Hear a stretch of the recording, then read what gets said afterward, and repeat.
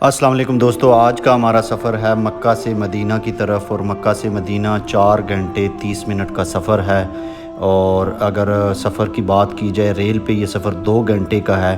بس پہ اس کا کرایہ 100 ریال ہے، جبکہ کار اور کوسٹر اگر آپ بک کریں تو 500 سے 800 ریال ہے۔ اب اگر مدینہ کے سفر کی بات کی جائے تو حضور علیہ الصلوۃ والسلام اللہ کے فضل سے جب نبی علیہ الصلوۃ والسلام نے مدینہ میں ہجرت کرنے کا سوچا تو مدینہ میں اسلام پھیل چکا تھا، اور انہوں نے آپ صلی اللہ علیہ وسلم کی حفاظت اور حمایت پر بیعت کر لی تھی مدینہ والے لوگوں نے۔ تو مسلمانوں نے مکہ سے مدینہ کی طرف ہجرت شروع کر دی، اور 2 ماہ کے بعد مکہ میں رسول اکرم صلی اللہ علیہ وسلم، حضرت ابوبکر، حضرت علی اور چند مجبور مسلمان باقی رہ گئے تھے۔ نبی علیہ الصلوۃ والسلام نے بھی ساز و سامان تیار کر کے حکم الہی کا انتظار کیا۔ عین اسی وقت جب مشرکین مکہ نے آپ صلی اللہ علیہ وسلم کے قتل کا فیصلہ کیا، اسی وقت جبرائیل امین نے آپ علیہ الصلوۃ والسلام کو حکم دیا کہ آپ بھی ہجرت کر جائیں۔ تو آپ صلی اللہ علیہ وسلم نے حضرت ابوبکر صدیق کے گھر آپ صلی اللہ علیہ وسلم تشریف لے گئے اور انہیں اس حکم سے آگاہ کیا۔ تو حضرت ابوبکر صدیق نے فرمایا کہ کیا مجھے رفاقت کا شرف حاصل ہو سکے گا؟ آپ صلی اللہ علیہ وسلم نے فرمایا ہاں۔ چنانچہ اسی رات ہجرت کے سفر کا آغاز ہوا۔ تو قریش کو جب پتہ چلا کہ آپ علیہ الصلوۃ والسلام ہجرت کر رہے ہیں تو انہوں نے آپ علیہ الصلوۃ والسلام کے گھر کا گھراؤ کر لیا اور آپ علیہ الصلوۃ والسلام کو قتل کرنا چاہا۔ اپنے عزیز دوست کے ساتھ اس سفر کے پہلا پڑاؤ غار ثور پر جب آپ علیہ الصلوۃ والسلام پہنچے، جہاں یہ سورج اور چاند پوشیدہ ہو گئے، ان دونوں حضرات نے یہاں 3 راتیں گزاریں۔ اس دوران قریش بھی تلاش کے لیے ہر طرف دوڑے، اور ایک ٹولی غار کے منہ تک پہنچ گئی، جن کو دیکھ کر حضرت ابوبکر صدیق پریشان ہوئے، لیکن سرکار دو عالم نے فرمایا خاموش رہو، ہم ایسے 2 ہیں جن کا تیسرا اللہ ہے۔ چوتھے دن آپ غار سے نکلے۔ آپ اب حضرت ابوبکر کے ساتھ تھے، اور حضرت ابوبکر کے غلام اور صحرائی راستوں کا ایک ماہر، جس کے ذمہ تھا کہ محفوظ راستے سے اس قافلے کو مدینہ منورہ پہنچایا جائے۔ راستے میں سراقہ بن مالک کا سامنا ہوا، جو آپ علیہ الصلوۃ والسلام کی تلاش میں نکلا ہوا تھا تاکہ آپ کو پکڑ کر قریش کے اعلان کردہ 100 اونٹ حاصل کر سکے، لیکن اس کے گھوڑے کے پیر نبی علیہ الصلوۃ والسلام کے تک پہنچنے سے پہلے ہی زمین میں دھس گئے۔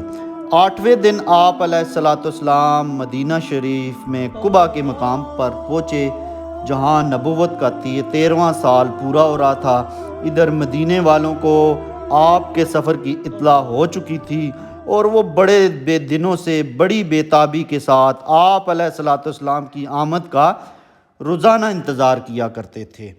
ایک دن جب آپ وہ انتظار کرنے لگے اور کچھ لوگوں کو پتہ چلا کہ ایک قافلہ آ رہا ہے مدینے کی طرف، اور ایک یہودی جو کسی ٹیلے پر چڑھا ہوا تھا، اس نے جب روح اقدس کو دیکھا اور پکارا عرب کے لوگوں، تمہیں جس کا انتظار تھا وہ آ گیا۔ یہ سنتے ہی مسلمان استقبال کے لیے امڑ پڑے۔ یہاں آپ صلی اللہ علیہ وسلم نے ایک مسجد کی بنیاد رکھی، اور چند دن قیام کے بعد آپ علیہ الصلوۃ والسلام مدینہ کی طرف چل پڑے۔ راستے میں جمعہ کی نماز ادا کی، جو اسلام میں پہلا جمعہ تھا، اور مدینہ پہنچے۔ اس دن سے اس شہر کا نام یثرب سے مدینۃ الرسول ہو گیا۔ ہر طرف مسرت کا سماں تھا، مرد، عورت، بچے، بوڑھے زیارت رسول کے لیے سراپائے چشم بن گئے تھے۔ یہ راستے میں ایک جگہ مکہ سے مدینہ جاتے ہوئے دوستوں گاڑی رکتی ہے، جہاں آپ نماز بھی پڑھتے ہیں، وضو کا انتظام بھی موجود ہے، اور اس کے ساتھ ساتھ قیام و طعام کا انتظام بھی موجود ہے۔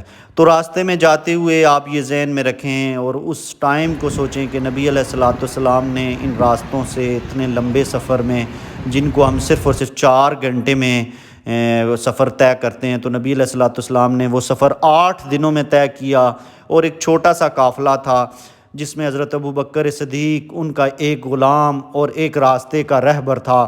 اور یہ قافلہ نہایت ہی ایسے راستوں سے جو کہ مشکل راستے تھے، اور راستے میں بہت سارے جگہوں پہ پڑاؤ بھی کیا، تو 8 دن گزارے نبی علیہ الصلوۃ والسلام نے. یہ جیسا کہ آپ دیکھ سکتے ہیں کہ ہم مدینہ شریف کی حدود میں داخل ہو چکے ہیں. یہ خوبصورت شہر جہاں کے پہنچ کے آپ کو امن کا احساس ہوتا ہے، اور جہاں پہنچ کے آپ کو اپنے نبی کی یادیں بھی آتی ہیں، اور آپ اپنے نبی کے روضے پہ درود و سلام بھی پڑھتے ہیں اور حاضری بھی دیتے ہیں. تو میرے تمام دوستوں سے گزارش ہے کہ وہ بھی درود شریف پڑھا کریں اور مدینے حاضری کے لیے دعائیں بھی مانگیں. تو میرے دوستوں، میرے چینل کو بھی سبسکرائب کر لیں اور میری تمام ویڈیوز کو بھی شیئر کریں. اللہ تعالیٰ آپ کا حامی و ناصر ہو. لاکھوں کروڑوں درود و سلام پیارے نبی صلی اللہ علیہ وسلم کی ذات پر. اللہم صلی علی محمد وعلی آل محمد. بہت بہت شکریہ.